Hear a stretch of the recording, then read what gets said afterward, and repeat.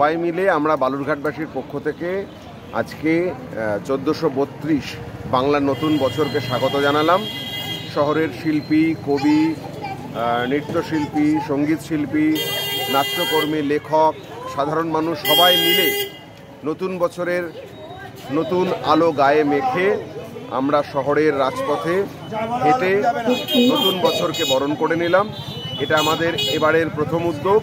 আশা করছি এরপরে আমরা আরও জাঁকজমকপূর্ণভাবে, বর্ণাঢ্যভাবে নতুন বছরকে বরণ করে নেব, যা বাংলার ও বাঙালির চিরকালের সংস্কৃতি, তাকে বরণ করে নেব।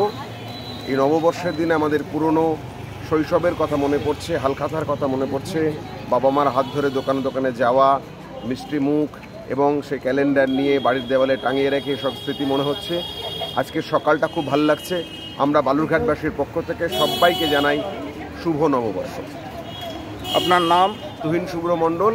আমরা বালুরঘাটবাসীর একজন সদস্য।